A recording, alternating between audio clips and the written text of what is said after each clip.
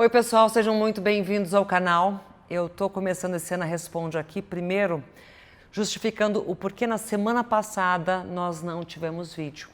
Com a ida do Edu para o hospital, com todas as notícias que nós recebemos, não fazia sentido publicar nada aqui para compartilhar com vocês. Eu fiquei 100% empenhada em cuidar dele, acompanhá-lo, dar força e agora que eu estou voltando. Esse vídeo está entrando hoje, quinta-feira, foi gravado ao longo dessa semana, que nós já estamos em casa, graças a Deus, o Edu já teve alta.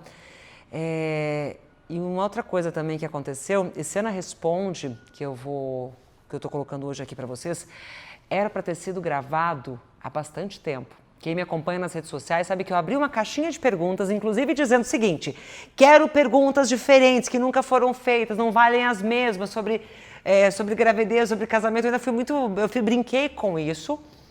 As pessoas se puxaram, mandaram perguntas maravilhosas que eu vou responder para vocês. Porém, a hora que eu sentei para gravar essas respostas, foi exatamente o momento que eu recebi a ligação do Edu, me falando o que o médico tinha dito para ele, tinha encontrado. Que o Dr. Joaquim, o primeiro médico que atendeu, falou assim: olha, Edu, a gente já encontrou, tá tudo certo, a gente já tá te encaminhando para um especialista, vai dar tudo certo. E aí ele me liga e fala assim: amor, acharam um tumor no meu pâncreas. Imagina como eu fiquei, né? Não tinha como gravar o Ana Responde. Agora que a gente está de volta, o Edu tá de alta, graças a Deus. Eu consegui me organizar aqui e colocar essa câmera para responder tudo aquilo que vocês me mandaram, com todo carinho e toda a atenção que vocês sempre me trazem. Mas eu queria antes explicar o porquê que demorou, porquê que eu não postei nada na semana passada, fiquei segunda e quinta-feira sem postar. Também não postamos, por exemplo, no Casa de Ala, mas conseguimos postar um vídeo do Edu, até porque ele fez questão de falar para todo mundo como ele estava naquele momento. E como a gente leva tudo com muita transparência, eu acho que fazia sentido dessa forma, né? Portanto, para você que me mandou pergunta, para você que gosta de participar do meu dia a dia aqui do nosso canal, mais uma vez, obrigada. E agora sim, tá valendo o Ana Responde. Vamos à primeira pergunta, pode mandar. Você e o Edu tem alguma música que simboliza o casal? Eu não sei se uma música especificamente, mas algumas músicas. A gente foi descobrindo coisas, apesar de a gente se conhecer há tanto tempo, a gente foi descobrindo coisas muito inusitadas. Por exemplo, eu adoro samba, gente. Todo mundo sabe que eu sou do carnaval. Há muito tempo não desfilo. Mas aí eu descobri um Edu pagodeiro. Eu não sabia que ele gostava de pagode. Ele tem várias. Na playlist dele assim, tem muitas músicas que eu amo. Músicas mais antigas, músicas mais atuais. Também descobri que a gente gosta de MPB. E aí tem um grupo que eu já ouvi muito, mas ele ainda botou mais força nisso comigo, que é o Roupa Nova, e que foi muito legal. A gente foi inclusive ver o show deles, foi muito legal, muito legal. Mas ter uma única música? Acho que não, tem algumas músicas.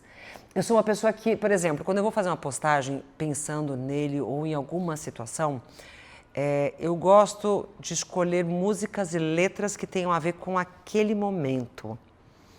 Mas eu não conseguiria dizer uma única música. Ainda não temos a nossa música, mas nós temos uma grande playlist que faz parte da nossa história. Qual foi o presente mais inusitado de fã que você já ganhou? Nossa, eu já ganhei um tanto de coisa, gente. Eu ganhei lingerie de fã, eu ganhei cuia e térmica de chimarrão, eu ganhei tatuagem de tudo quanto é jeito, com a minha assinatura, com o meu autógrafo, com a minha logomarca da época. Nossa, eu já ganhei muito presente de fã. Mais inusitado, não dá pra dizer só um. Se você que é meu fã já me deu algum presente inusitado, deixa aqui embaixo nos comentários, por favor, porque assim, foram muitos. Tem uma coisa que eu sempre achei muito bonitinho, e eu tive essa oportunidade, vivi essa época, onde as pessoas faziam carta de metro. Eu tive isso, eu lembro muito bem. Tinha uma carta que ela devia ter pelo menos aí uns 150 metros de comprimento. Era um rolo fechado, assim, gigante. E eu tenho isso tudo guardado comigo, tá? Isso está hoje num depósito, junto com muitas coisas da minha vida que não couberam tanto na minha casa nova e para outro, tanto na fazenda. Mas eu tenho tudo guardado. Aliás, eu tenho várias cartas de rolo, assim, de metro, enormes. E não é que são palavras repetidas. São realmente, assim, textos feitos por uma única pessoa. Eu não sei quanto tempo essa pessoa levou para fazer isso, mas eu tenho isso guardado. Eu acho que ali, sim, é algo inusitado. Pelo menos para os tempos de hoje, é inusitado. As tatuagens, com certeza, gente, para alguém conseguir marcar a própria pele, é muito forte. Nossa, eu já ganhei muita coisa. Tem um tempo atrás, eu até voltei a fazer os recebidos por conta desse presente. Eu recebi uma caixa gigantesca que foi feito aí, foi elaborado por um grupo enorme de pessoas, mas foi a coisa mais linda do mundo, porque cada pedacinho do presente tinha um cartão e tinha uma frase para mostrar o significado daquele presente em especial. E foi muito único, assim. Então, assim, inusitado, nossa, teve muita coisa. Se pudesse escolher um superpoder para transformar a vida de alguém, qual seria e como usaria? Quantas vezes eu quis ter superpoderes? Desculpa, a gente se emociona, pergunta difícil essa. Esse superpoder não é só agora que eu queria ter, não. Esse superpoder eu queria ter, acho que desde quando eu era pequenininha. Eu sempre quis ter esse superpoder, mas eu sei que não é possível, que é o poder da cura. Eu queria ter esse poder. Eu queria muito. Esse eu não tenho, mas eu tenho um outro poder que me ajuda a interceder pela cura, que se chama fé. Eu tenho muita fé. E essa fé nunca me deixou sozinha. Deus nunca me deixou desacompanhada, nunca me deixou desamparada. Então, eu falo que eu não tenho o poder da cura, que eu gostaria muito de ter esse superpoder, que seria incrível, mas eu tenho um poder ainda maior que eu acho que se chama fé. E isso ajuda muito. Só não vou falar mais, senão eu vou continuar chorando e eu não quero. Eu acho que esse vídeo aqui não foi feito pra chorar, ele foi feito pra gente ficar... pra gente ficar feliz. Qual foi a parte mais difícil de morar fora do Brasil? Primeiro foi a questão da língua, do idioma. Quando eu saí, e eu era muito jovem, quando eu saí do Brasil eu tinha 15 anos de idade. Eu não falava inglês fluente, eu não falava italiano fluente. E aí, chegar na Itália pela primeira vez e depois no Japão pela primeira vez, imagina, a comunicação foi a parte mais complicada de todas. Ao mesmo tempo que essa dificuldade foi enorme, foi isso que me fez buscar falar novos idiomas. Hoje, por conta disso, eu falo inglês fluentemente, eu falo italiano fluente, digo que sobrevivo no francês, porque agora ele está extremamente enferrujado, eu tenho que voltar, gente, estou precisando voltar para Paris, para a França, para poder desenferrujar meu francês. E falo um belo de um portunhol. Quem não sabe, gente, portunhol ajuda, viu? Um hablo porque sim, porque não, pero que sim, pero que não. Essa coisa toda ajuda para um caramba. Eu preciso voltar a falar alemão também, então eu estou precisando viajar, gente. Mas, enfim, se fora o idioma, as outras dificuldades foram acontecendo, mas eu acho que esse foi o principal no começo de tudo. Qual a cor dos vestidos das suas madrinhas de casamento? Você sabe que das madrinhas, no princípio, eu pensei numa coisa, eu ainda estou conversando com ela sobre isso, a gente vai voltar a conversar sobre isso, mas eu tinha imaginado fazer todas as minhas madrinhas na cartela de azul. Eu gosto muito do azul, primeiro porque é a cor do meu anjo da guarda. Depois, é uma cor que ela vibra muito bonito, ela tem harmonia, ela combina com todas as nossas coisas, tanto que no convite dos nossos padrinhos, para as meninas, eu coloquei uma joia que eu fiz da Ana Hickman Romanel com uma pedra azul para poder já dar esse caminho. Tanto que elas me perguntaram, algumas receberam brinco, a minha mãe e minha sogra receberam brinco e pulseira, e os meninos também já com a gravata dessa mesma cor. Então já foi dando essa indicação, mas eu quero fazer na cartela dos azuis. Não será uma cor única de azul, eu acho que vai ser assim a palheta dos azuis que vai ficar super bonito. Como foi morar em Paris? Passou muito perrengue com a língua? A maior dificuldade de morar em Paris, França, bom, além do idioma, óbvio, foi uma questão financeira, porque quando eu cheguei pela primeira vez em Paris, eu não tinha dinheiro para nada. Inclusive para pagar metrô, ônibus, gente, era complicadíssimo.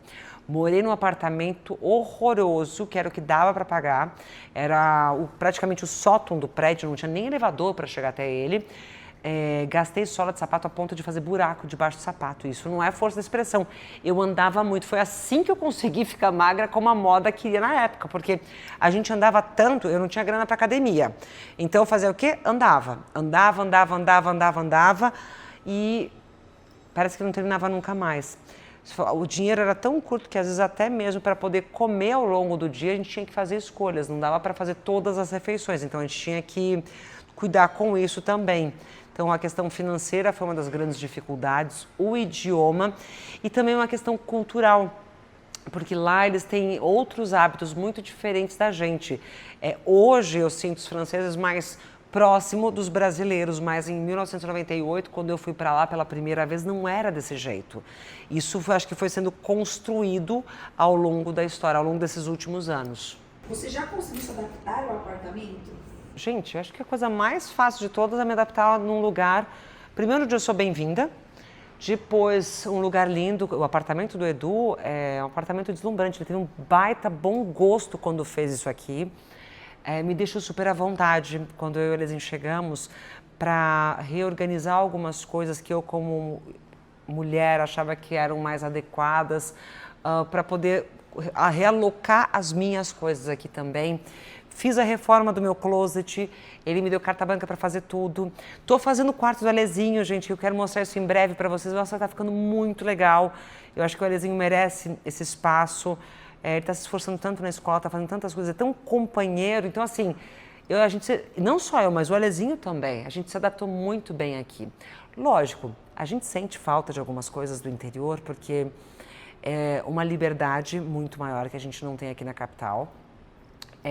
Mas, fora isso, o resto, o apartamento é enorme, parece praticamente o tamanho da casa onde nós vivíamos antes. Então, assim, com relação ao espaço físico, está tudo certo. Com relação à energia desse lugar aqui, é uma casa, é um apartamento maravilhoso. Então, adaptação, 100%. Qual o seu mês do ano preferido? Ai, gente, se eu não falar que é meu aniversário, eu vou estar mentindo, né? Março é um dos meses favoritos da minha vida, assim, do ano. Depois do meu aniversário, um período do ano que para mim é o mais incrível, o mais lindo de todos, é a primavera. Eu amo a primavera. Você aceita perder em uma discussão ou é daquelas que não desiste até provar que está certa? Bom, aí é uma resposta muito complexa, porque não é, quando você está numa discussão, quando você está numa conversa, não é quem tem a razão só por dizer que tem a razão. Existem coisas que são as coisas certas e são aquelas que são as erradas. Então, assim, se eu percebo que ao longo de uma conversa, pode até ser uma conversa mais acalorada, eu não tenho razão, eu recuo. Não dá para você achar que você é dona da razão o tempo todo. Até porque eu passei por tantas coisas e aprendi de uma forma muito difícil sobre alguns assuntos e percebi que muitas vezes não vale a pena você, sou eu que tenho razão sempre. Não, a gente não está certo sempre. Mas, além disso, nem sempre vale a pena você também entrar em determinadas discussões. Se você sabe que aquilo não faz sentido para você, primeiro não entra na discussão. E se te chamarem para essa conversa, insistirem com isso, se você sabe que você pode contribuir com algo, beleza. Se você não pode, fala que você não está a fim de falar. Melhor. Muitas vezes certas discussões não valem a pena, simples assim. Ana, sei que você ama orquídeas. Tem alguma dica de como cuidar? Nossa, eu sou apaixonada por orquídeas. É uma das minhas flores favoritas. Eu acho que existem algumas dicas básicas que eu acho bem interessante para você cultivar a orquídea dentro de casa. Primeiro, com relação ao tipo de orquídea. Sabe aquela orquídea branca? Ela é uma Phalaenopsis? É a que a gente encontra com mais, não só branca, mas rosa, pintadinha. Hoje a gente acha ela azul, mas é a mais tradicional que muitas vezes a gente ganha de presente, que acha nas floriculturas. Essa é uma orquídea que ela tem uma durabilidade enorme. Eu adoro. Quando você comprar, escolhe aquela que tem alguns botõezinhos na ponta fechadinhos, porque isso vai te garantir flores por mais tempo.